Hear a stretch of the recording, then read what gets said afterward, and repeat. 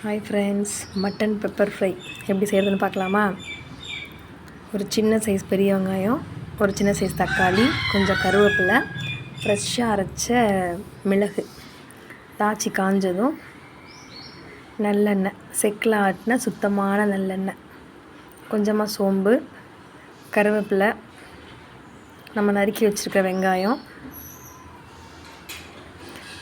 நல்லா வதங்கணும். வதங்கினதுக்கப்புறமா கொஞ்சமாக மஞ்சள் தூள் பிஞ்சளவு,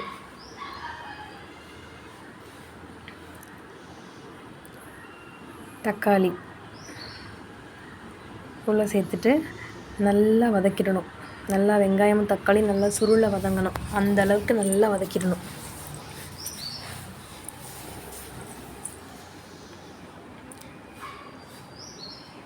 இன்றைக்கி நான் வீட்டில் மட்டன் குழம்பு வச்சுட்டு அதில் உள்ள கறி எடுத்து தான் பெப்பர் ஃப்ரை செய்ய போகிறேன்.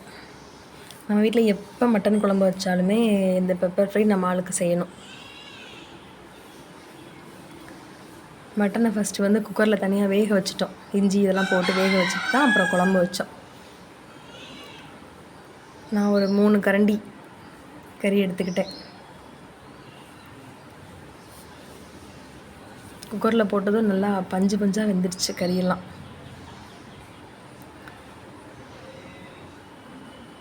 மட்டனையும் சேர்த்து அந்த வெங்காயம் தக்காளியோடு நல்லா மட்டன் மிங்கிள் ஆகிற அளவுக்கு நல்லா கிளறி விட்டுறணும்.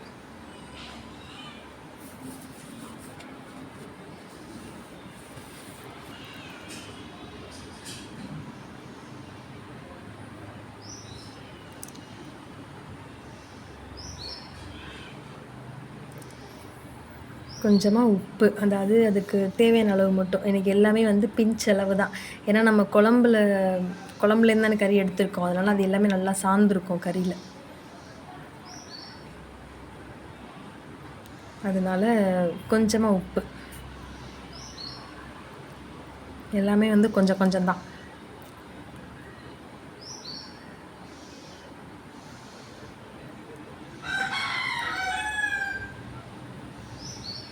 சேர்த்து நல்லா கிளறிட்டு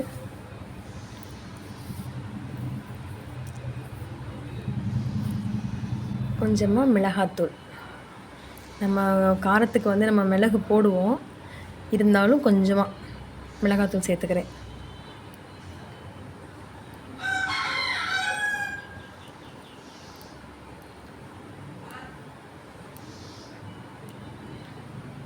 ஒரு பீஸ் டேஸ்ட் பார்க்குறதுக்காக.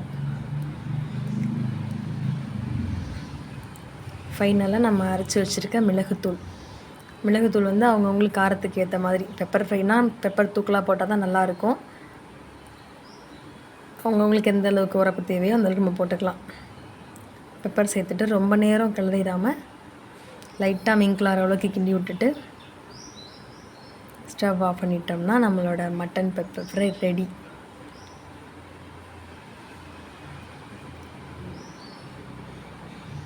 வாங்க சாப்பிட்லாம். வீடியோ பிடிச்சிருந்தா லைக் பண்ணுங்கள், ஷேர் பண்ணுங்கள், சப்ஸ்கிரைப் பண்ணுங்கள். பாய்.